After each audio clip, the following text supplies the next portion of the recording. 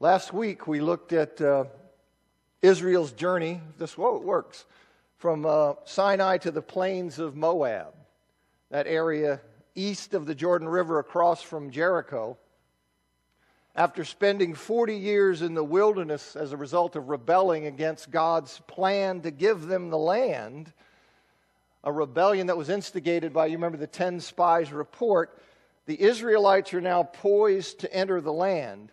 And Deuteronomy, as I mentioned last week, Deuteronomy is Moses' farewell address and charge to the people, in which he essentially retells the teachings and the events of Exodus, Leviticus, and Numbers. And as I said last week, Deuteronomy, it has 3 lengthy speeches from Moses, and I talked about a couple of those, got interrupted in the second. I'm not going to talk about the rest that I was going to talk about in the second speech.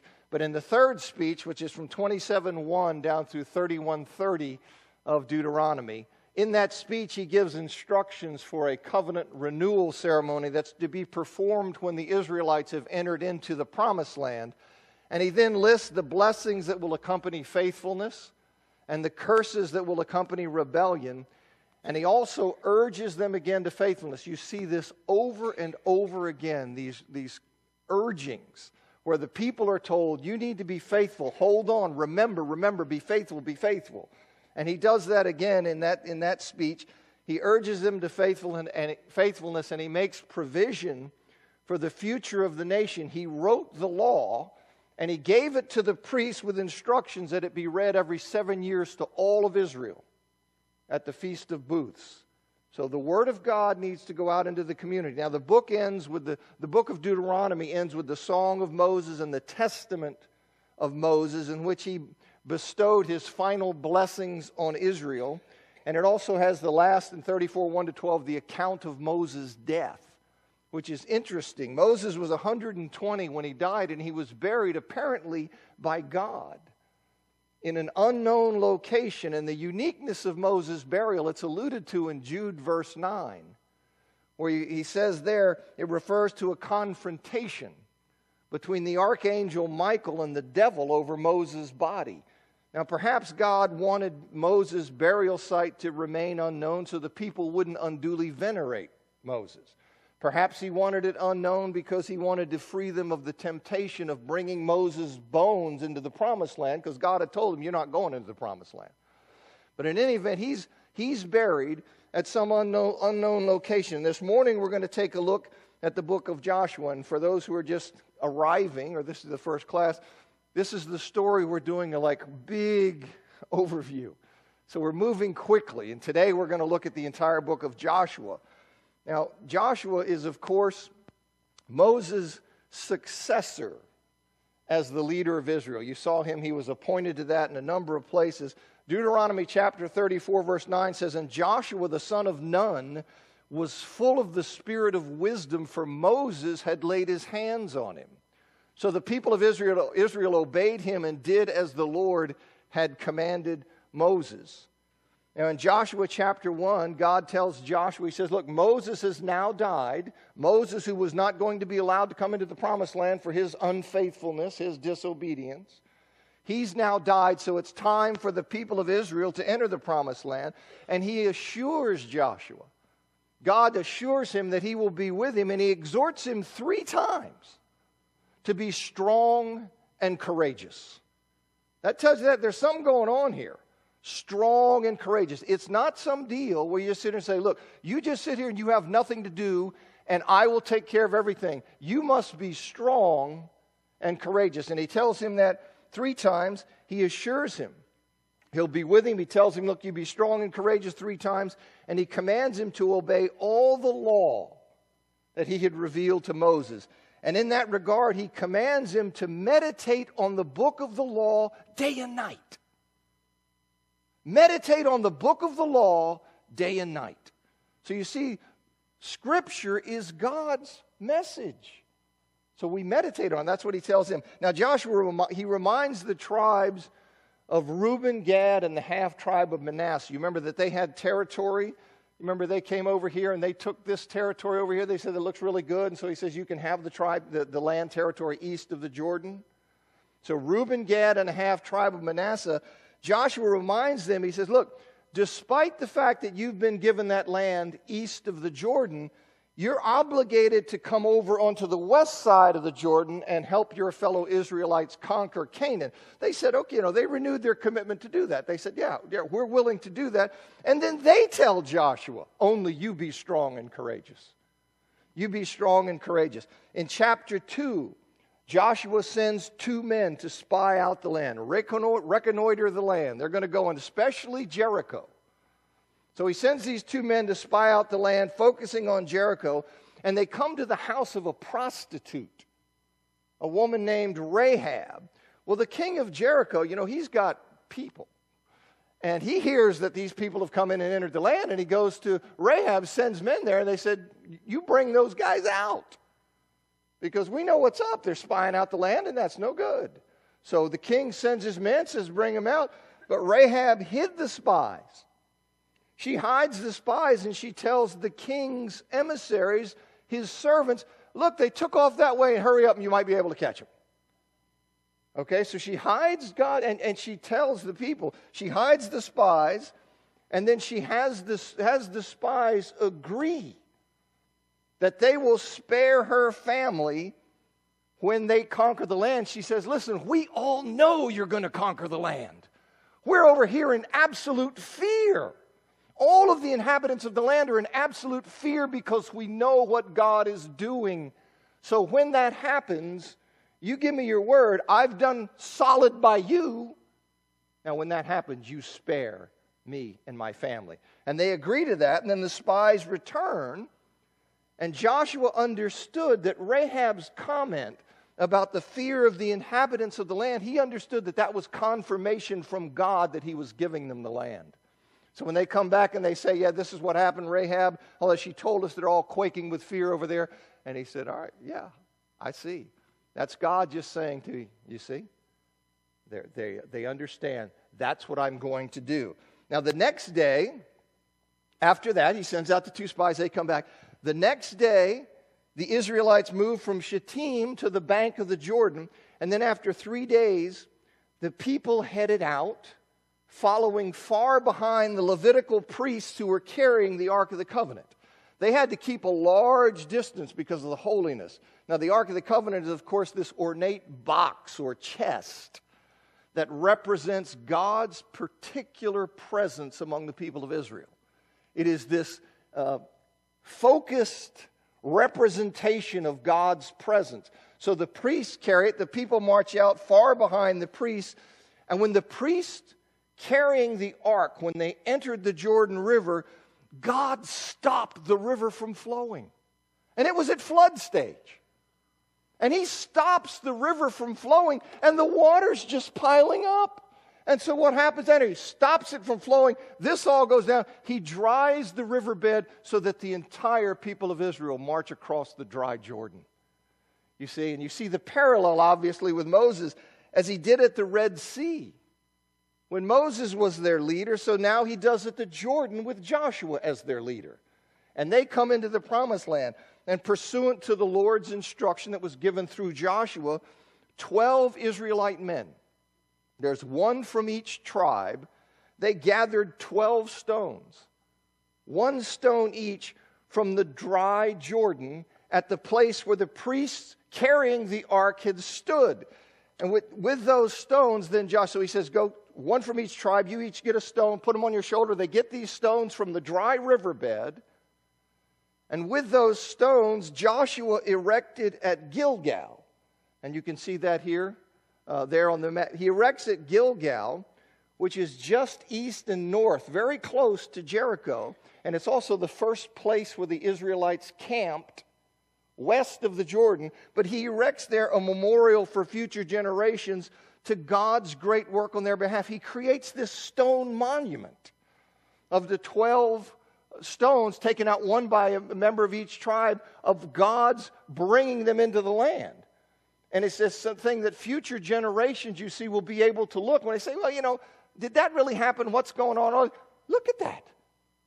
The people who crossed put that there. And I want you to recognize, of course, that the Lord's Supper is no less It's maybe more, but it's no less than a transgenerational reminder of God's work. You see, that we share in that because it's like, well, what happened? No, this came from the hand of the Lord and was passed down, see, by people, and we share in that. So they erect this monument there. Chapter 5, all the males who'd been born in Israel during the time of the wilderness wandering, they were circumcised in keeping with the covenant requirements. And then on the 14th day of the first month, the Israelites, they celebrated the Passover at Gilgal. And the next day, they ate food that was taken from the land. And the day after that, the manna that God had provided, this bread from heaven, this miraculous provision of God, after they had taken that food from the land, that ceased. And see, this is all part of an indication that this is a new era. Something different has happened. They're now into the land that God had promised to give them centuries ago. Centuries ago. Now, the strategy for subjugating Canaan was to divide and conquer. They were going to divide and conquer by first taking the central portion of the land. That's what's described here in this diagram as a central campaign. The Israelites, they're in Gilgal, which is very close to Jericho. So Jericho's on lockdown. You got this horde of people out there. Jericho's on lockdown. Now, Jericho was a fortified city. Not all cities were like that. Jericho was a fortified city, meaning it has walls and it has locked gates that are designed to keep attackers at bay. It is a military defensive structure. So here it is. It is a fortified city. They're on lockdown, and by God's instruction, Joshua, he had the Israelites march around the city once a day for 6 days with the Ark of the Covenant leading the way. Once a day for 6 days, you go around. The priests who accompanied the Ark, they're blowing this whole time on their animal horns. Once a day for 6 days, Ark of the Covenant leading the way. The priests who accompany the Ark, they're blowing on these horns. And then on the seventh day, the group marched around the city the same way. Ark of the Covenant in front, priests accompanying, blowing the horns. But this time they did it 7 times. And after the 7th march, on the 7th day, the horns apparently fall silent. They've completed that. Joshua tells the people it's time to shout. The priests then sounded this distinctive long blow on the animal horns, and that was the indication, shout! The people all shout! And God brings the walls down. God brings the walls down. As the writer of Hebrews says in Hebrews 11:30, by faith, the walls of Jericho fell after being encircled for 7 days. God tells him, you go out, here's what you do. There's a fortified city. I don't have a battering ram. What am I going to do? Here's what you do. You march around the city. What? Yeah, no, march around the city. Okay, you're God. Around the city, around the city, around the city. On the 7th, they go around 7 times. Then when the priests blow that long thing, you shout and watch. There it is. By faith. Why does the writer of Hebrews say that? It's because they trusted God. When God tells them something, they say, okay, I don't understand how it's going to work. I can't calculate. Normally I can sit there and go, okay, I've got a battering ram here, and it's this wide, and it produces this much force, and I can calculate that the walls are this way, so I can puncture the wall. Don't worry about any of that. You march around, and I'm going to take care of it. And the walls fell, just as God had said. Now, everybody in the city, with the city completely exposed, everybody in the city except Rahab and her family were killed. Rahab and her family are spared in keeping with the spies' promise. And she goes on, by the way, to live in Israel. This prostitute who had trusted in God and recognized His work and His reality and that He was going to give the land to them, so much so she risked her life to hide the spies. This prostitute goes on to live in the land, and as Matthew chapter 1 verse 5 indicates, to become an ancestor of the Lord Jesus Christ. This prostitute turns to God, and she's in the lineage of the one we worship. I just think it's cool. Yeah, so that's something. Chapter 7, Israel sends this force of only about 3,000 men to attack this small town of Ai. Now, they only sent 3,000 men because their judgment, they had looked at it and they thought that was all that would be needed to accomplish the task. But Israel was defeated. 36 Israelites were killed during that battle. And you can see what that did to the people. They're just, uh-oh.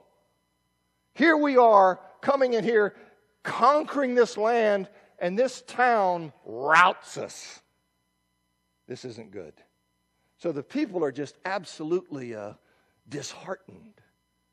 And we learn that the reason that happened was that Achan had sinned in keeping some of the booty from Jericho for himself rather than devoting everything to the Lord as the Lord had commanded. The Lord said, listen, when you go and take Jericho, you're going to see all this kind of stuff. None of it do you keep. You devote everything to the Lord. Well, he didn't do that. He hoarded some of it for himself. Well, he winds up doing that. And Achan and his family, the family, presumably because they were culpable in the matter, he was hiding this stuff in his tent. Now, presumably the family was culpable, but he and his family were executed by the people. They were stoned and burned, and then a pile of rocks were put there. And the writer says, and it's still there. You see? They were eliminated, and then with that sin purged from the camp, Israel then again attacks the city of Ai, and this time they're victorious. And that's also the time, by the way, that they captured neighboring Bethel. And you have to kind of read there. If you look at 8:17 and 12:16, you can see that Bethel was included and taken there. Now we see in the last part of chapter 8 that Israel had gone up 25 miles, some 25 miles north of Bethel, up to Mount Ebal. And so this is the idea that their campaign had gone ahead and gone up there, which is where Shechem is, between Ebal and Gerizim. So that they'd gone that far north, and while they're there, Joshua conducts this covenant renewal ceremony that Moses had commanded in Deuteronomy chapter 27. Sacrifices were offered. The law was copied. You see how important this is. The law was copied there at that time. Blessings and curses were recited by half the group in front of Mount Gerizim, separated by the Ark of the Covenant. You got half of the group on one side in front of Mount Gerizim, half of the group on the other side in front of Mount Ebal, and they're reciting the blessings and curses. You're faithful, these are the blessings. You're not faithful, these are the curses, as Moses had told them. And so they wind up doing that, citing the blessings and the curses, and then the law was read, and then they returned to Gilgal, kind of their home base for the first 7 years. They're back at Gilgal. Now, Gibeon was a major city. It's not on this map. I think it'll be on the next one. Gibeon was a major city, a powerful city in central Canaan, and it's only about 15 miles southwest of Gilgal. So here, now the Gibeonites are there, and they're concerned. They're fearing imminent destruction. They've heard, they understand what's in store. So they're fearing imminent destruction, so they send a delegation to the Israelites and they tell them, look, we've come from a long way. Oh, man, it was a tough journey. You look at our stuff, it's all rotted and our bread's no good. And, look, all this stuff was fresh when we started out, but we came from so far away that, look, it's this. So now the Israelites, they didn't consult the Lord. And because they didn't, they were fooled. And they entered into a covenant, a peace treaty with the Gibeonites, where in God's name, they promised and swore to them that they would not kill them. So they wind up doing that, and that was a mistake. And a few days later, they learned the truth about where the Gibeonites are from. It's right there in Canaan. Right there. Well, that puts them in something of a pickle, right? Because God had commanded Israel to destroy the inhabitants of Canaan, and yet they had agreed in God's name to spare them. Well, what do you do? Okay, well, Joshua and the leaders, they considered that the best solution in that case was to allow the Gibeonites to live because we had committed that to them in God's name. But we'll enslave them. And that's what they did. That's what they did. Now, after this covenant with Gibeon being a significant city, well, the people in the south, they're concerned about this because Gibeon has now gone and aligned with the Israelites. Ooh, this is really not something that's, this isn't a good thing that they've done that. They've aligned with all of Israel. Let's see here. Let me see where I am. Okay, so after that, they've aligned. And so we have a coalition of 5 Amorite kings. They come up and they attack Gibeon. They said, listen, we don't like this, that the people are allied. So they 5 of them get together. They go up and attack Gibeon. And then Israel, because of their covenant treaty with them, they respond and they defend Gibeon. And God gives them the victory over these 5 Amorite kings. You see God's working in all this. He gave them the victory. Who defeated Sihon? Who defeated Og? East of the Jordan? God. Who's giving them the victories here? God. It's obvious, isn't it? They lose at Ai. Why? Because they were unfaithful. When they're faithful, what does God do? Okay, I told you I was giving you this land. And so this is what happens. These Amorite kings come up. And in fact, God gives Israel the victory, and he kills many Amorite soldiers as they're fleeing by dropping hailstones on them. So they're thinking they're getting away, and God says, no. Kills many of them that way. And this, by the way, is when God stopped the sun in the sky to extend the daylight hours to help Joshua to victory. Now, I just love these, types who say, I can't do it. Look, you're going to have to trust me on this, that the one who spoke this creation into existence, he wants to stop the sun. Well, how could you do it? Your momentum. I think he can probably stop it. I think he can probably take care of whatever your physical beefs are with it. He can do it. He spoke it into existence. I remember many years ago, I was talking to this guy, and he told me, he got to the point saying, no, if Jesus came to earth, if he came here in physical presence, he couldn't walk on water. He'd have to obey the laws of physics. I said, he spoke the laws into existence. But that's the same kind of idea. But anyway, this is where you have the extended day. The 5 Amorite kings who had done this, they're executed. The town of Makkedah was captured. And then the Israelites, they continued advancing in a southern direction, conquering the cities of Libnah, Lachish. They're not all on here. Most of them are. Libnah, Lachish, Gezer, Eglon, Hebron, and Debir. This is the southern campaign. So the Amorite kings come up. We're after you. Get whipped. And then they say, great, now we're coming south. And so they come here and they conquer this territory. And in Joshua chapter 10, verse 42 and 43, it says, and Joshua captured all these kings and their lands at one time because the Lord God of Israel fought for Israel. That's why.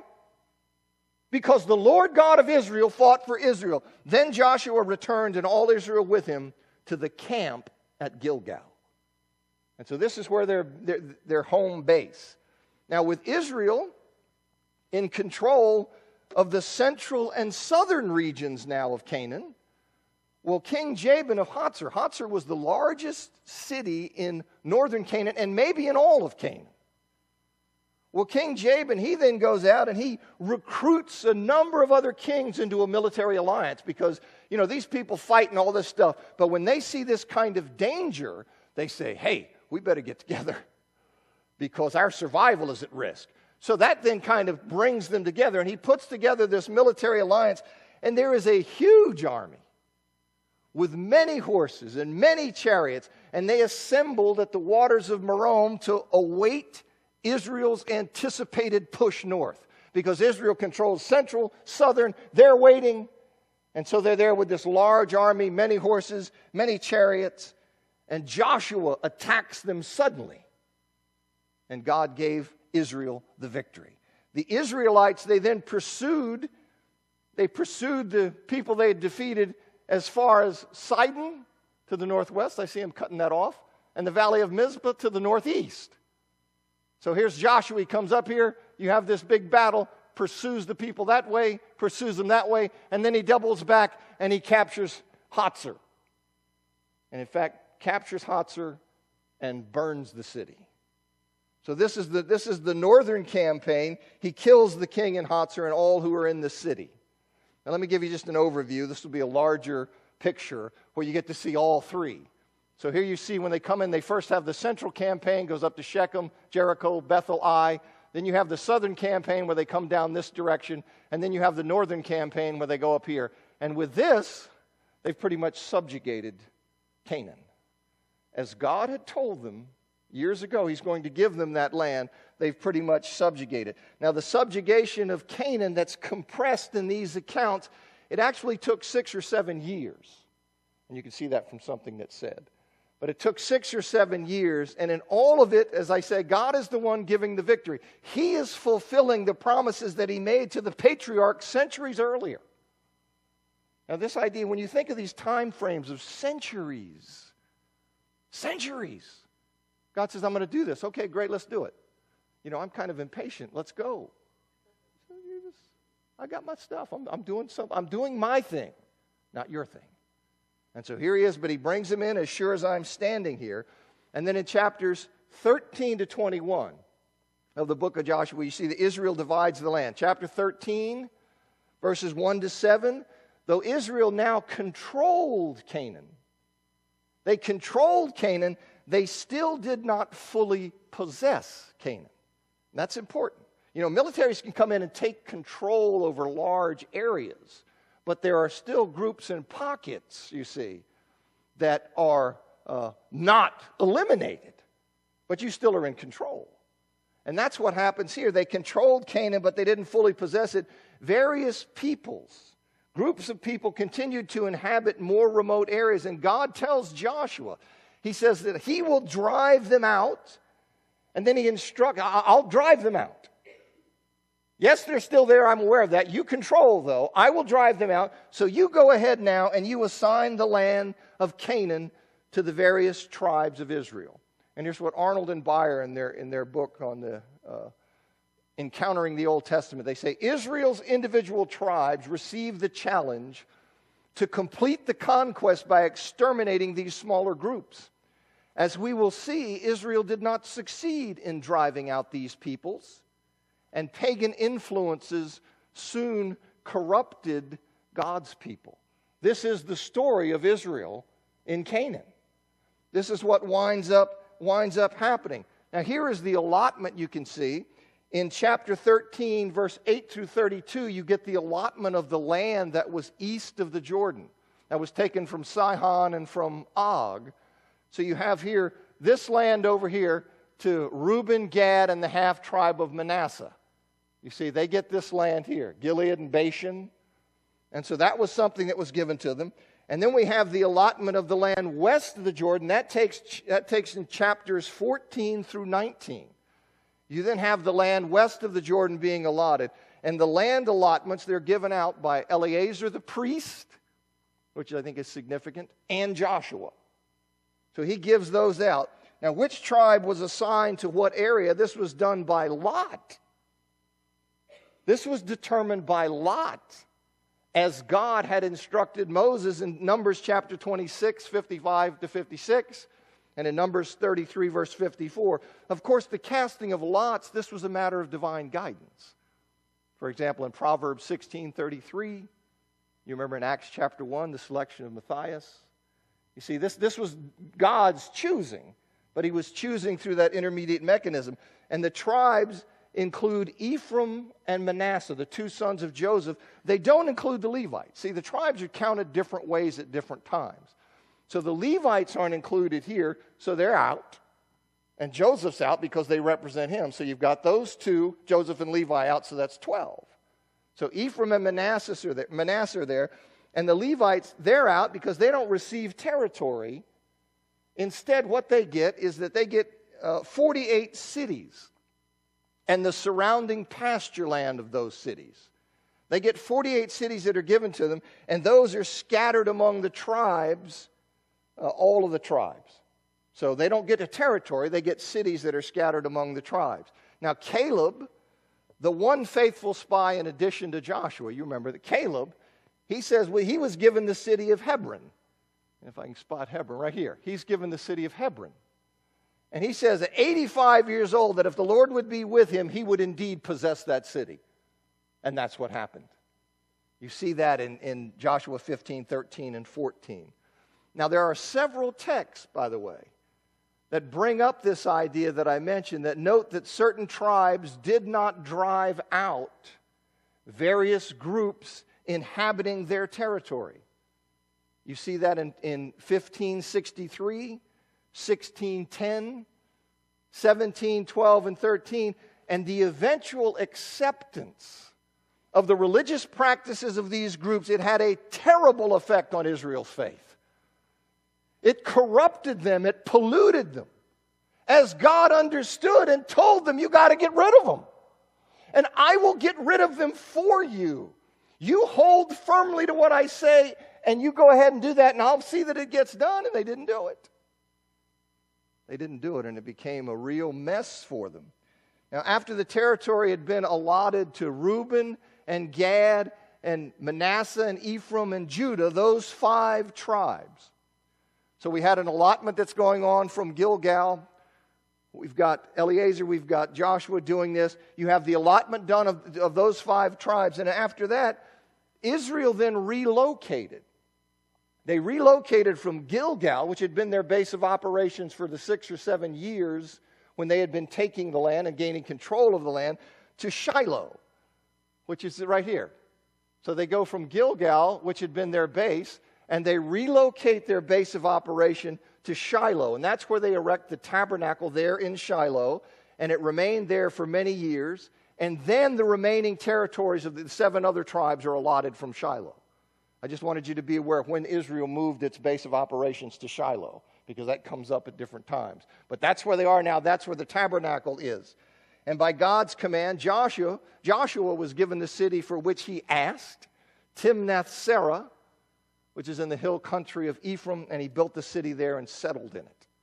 So here we now have the land, the territory's been allotted. And in chapters 20 and 21, in those 2 chapters, you've got these cities. Chapter 20, you get these cities that are identified as the cities of refuge.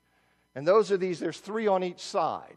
The ones with the circles. You've got Golan, Ramoth, Gilead, Bezer, and up here it's Kadesh, and Shechem, and Hebron. 3 on each side of the Jordan River. And what these are, these are cities of refuge. They're places to which someone who'd accidentally killed somebody, that it's a place where they could flee to be protected from the avenger of blood. The avenger of blood is a relative of the dead person who would be seeking a life for a life. And so they say if you accidentally kill somebody, what you can do is you can make it to this city, and there you're protected. Now, there were conditions on it that you had to remain there until the high priest died, and you had to come and basically convince the elders of the city that, yes, you hadn't killed this guy, willfully, and then you're able to come in. But that's what these things are, and like I said, there's 3 on each side. It was a sanctuary.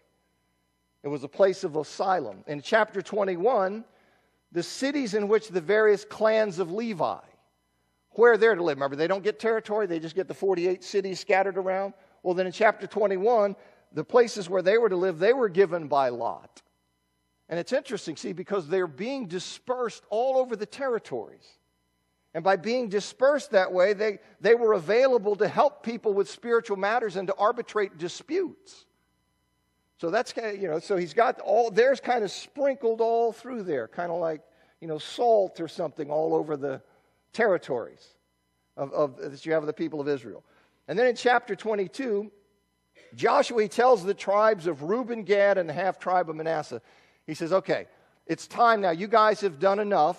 We are in sufficient control that we consider Canaan, the land west of the Jordan, we consider it subjugated. So it's now time for you guys to go ahead and return to the territories that had been allotted to you east of the Jordan. Reuben, Gad, the half tribe Manasseh, you had the property. You said, yes, you can have it, but first you got to come over here and help us conquer this land. All right, now it's time. You've done enough. You can go ahead back to your place. And so on their way back, those tribes, right at the Jordan River, they erect a large altar. Right at the Jordan River, they construct this very large altar, you see. And so this is a thing in and on their way back, I wanted to give you this text. When Joshua sends them back, I just like this. He says, he's telling Reuben, Gad, and the half-tribe of Manasseh, okay, it's time for you to go head back. You go to that territory east of the Jordan. But he says to them, only be very careful to observe the commandment and the law that Moses, the servant of the Lord, commanded you, to love the Lord your God, and to walk in all his ways, and to keep his commandments, and to cling to him and to serve him with all your heart and with all your soul. And I say that because of this notion that sometimes pops up that service to God under the old covenant was somehow this heartless, just rules nonsense. Always, God has called his people to serve him from the heart. And so you see this, and he tells them, you're going over there and you need to do that. Now that's when on the way back they build that altar that I mentioned, this large altar. Well, when the Israelites who are in Canaan, when they learn about this altar, they're ready to go to war. They're going to go to war with these people over this altar.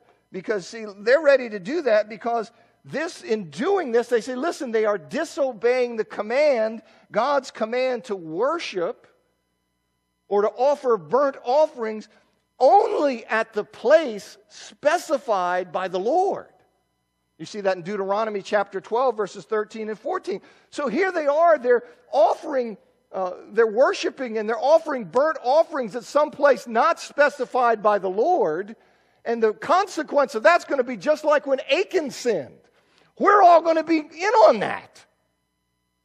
And so they're ready to go to war with the people. But fortunately, they sent a delegation of leaders over to the people to confront them about this issue. And then basically go over and said, what are you doing? You know, what in the world are you doing? Doing this kind of thing. And they learned from the tribes east of the Jordan that this wasn't a functioning altar. This is a model. This is a monument. We're not offering sacrifices. We just created a monument or a model of the altar. And we did that because our concern is that as generations go on, you guys on the west side of the Jordan are going, perhaps, you people aren't part of us. You're not part of God's people. You're them. And we are the people of God. And they said, that's what we're doing. So in the future, when generations down the road, they say that we have nothing to do with God, we're going to point to this thing. And in 22:28 it says, behold, the copy of the altar of the Lord, which our fathers made not for burnt offerings, not for sacrifices. It's not a real functioning altar. It's just a monument. Not for sacrifice offerings or sacrifice, but as a witness between us and you. It's a witness between us. In fact, the tribes there, Reuben and Gad, that altar was known as witness. So that's what they were trying to do. They were trying to say, listen, when this happens, I want to point to that and say, no, here's the story. We're with you. We had this. And we constructed that right there at the Jordan so you would always know. We're one with you. We are one people. And so that's what they did. And that satisfied the people. In fact, they're quite happy with that. It avoided a civil war. Now, Joshua, he issues his final challenges to God's people. There are two speeches he gives in chapter 23, one in 23 and one in 24. Near the end of his life, Joshua summons the people of Israel, and he reminded them how the Lord had fought for them so that they gained control of Canaan. That was God's doing. That was his work. So he reminds them of that, and he said that God would drive out the various groups that remained in the land, but they needed to be diligent in keeping God's law so as not to mix with the remaining nations or be pulled into worship of their gods. You see, you be diligent in observing God's law so that you not mix with those that still remain. You not be pulled into worshiping their gods. And as you do that, God will drive them out. So they will then no longer be there. So this is what they were doing. This is what Joshua tells them. If they do that, God will drive them out. And if they don't do that, they'll become a trap that will lead to Israel's exile from the land. And we know the story. You see, that will lead to Israel's exile. Well, in his second speech, in chapter 24, he assembled the people at Shechem. And he reminds them of God's mighty works and of his faithfulness to his promises. And then Joshua called the people to renew their covenant and their commitment to God. Say again today, you, not your dad, not your mom, you. I want you to commit yourself publicly, clearly. And here's what Joshua says in this very famous text. In fact, 24:15 is on my 24:15 is on my refrigerator. He says, "Now therefore fear the Lord and serve him in sincerity and in faithfulness. Put away the gods that your fathers served beyond the river and in Egypt, and serve Yahweh." No room for other gods. Put them away. Serve Yahweh. And if it is evil in your eyes to serve the Lord, that's something you consider a bad choice. If that's the way it is, then you choose this day whom you'll serve. Whether the gods your father served in the region beyond the river, or the gods of the Amorites in whose land you dwell. But as for me and my house, we're serving God. We're serving God. And so why is Joshua, this great leader, this man of God, telling them that?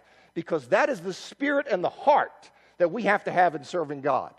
I don't care what you do. I don't care how you pull me, bully me, push me, call me names, do all of that. I'm serving God. And our society, we're going to have to be stronger and stronger about that. You see that? Or am I the only one paying attention? And we're going to have to be willing to stand and say, you say what you want. Do what you want. Fire me from my job, but I will not abandon God. And so this is what he tells them there. Now the people declared, look, they too would serve the Lord. And when Joshua warned them of the dire consequences of not doing that, if they turned from God, they declared again that they would serve him. No, we're going to serve God. And when Joshua urged them again, he put away all the foreign gods. The people declared a third time in verse 24, the Lord our God we will serve, and his voice we will obey. Okay. All right, that's good. All right, remember that. You remember that. Because that's what they're saying. Now Joshua, he wrote these words in the book of the law, and he set up a large stone as a memorial of their covenant renewal. And then chapter 24, the last part there in 28 to 33, we've got 3 burials that take place. There are 3 burials at the end here. Joshua is buried. He dies at the age at 110. Moses had lived to 120. Joshua dies at 110. The bones of Joseph, you remember the bones that were brought out of Egypt when Joseph said, listen, I know what's going to happen because God had said it and I know God. And when God says something, it's money. When he says it, it's money. That's the way we would say it. That means you can take it to the bank, you see. And so he says, so when that happens, you bring my bones out because I want to be buried in the promised land. And so they buried Joseph's bones there, and they also buried Eleazar, the son of Aaron. And then we see in verse 31, it's this great inspired tribute to Joshua's leadership and influence. I heard that bell. This is the last text. He says, Israel served the Lord all the days of Joshua and all the days of the elders who outlived Joshua and had known all the work that the Lord did for Israel. Now that's a serious compliment to somebody's influence in people's lives. Joshua. And that's the kind of thing you see that we as Christians, we have to be people who hold to God, put him above everything, and that influence he then radiates out. And it's absolutely essential. Now next week we're going to follow the story into the book of Judges. Thanks for coming.